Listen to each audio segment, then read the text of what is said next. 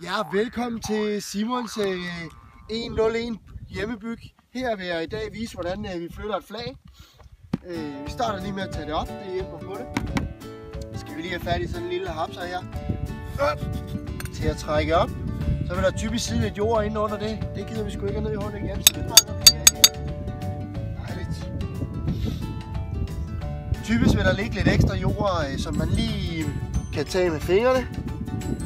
Trække op ned i her, uden det sviner for meget.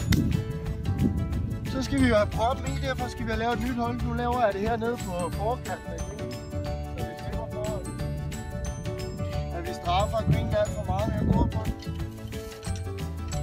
Drejer vi den her i, sørg for at dreje den lige ned, så bliver flagplaceringen også lige. Og når vi ikke kan komme længere, så trækker vi den stille og roligt op igen. Drejer, mens vi trækker, så ikke proppen bliver siddende i. Og voilà! Et stykke helt prop.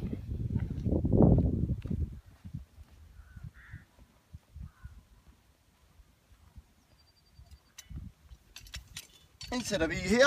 Sørg for, at det passer med højden af nogenlunde ud for, hvor den skal være. Og så trykker vi den ud. Som I kan se, sidder den lige lidt under nu, men det er bedre, end den sidder lidt for højt. Kan man lige træde ned omkring.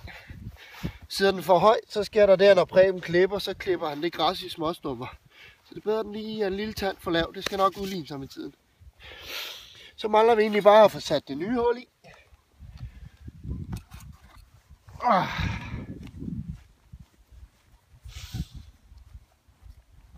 Sørg for, at jorden her, som Jonas han så smukt filmede før, den er helt i bund, fordi så slipper vi for, at det kommer op i de huller her, så fladet ikke kan komme helt i. Tryk lige ned, så langt du kan med håndkraft. Sæt den her på og sørg for at træde lige i.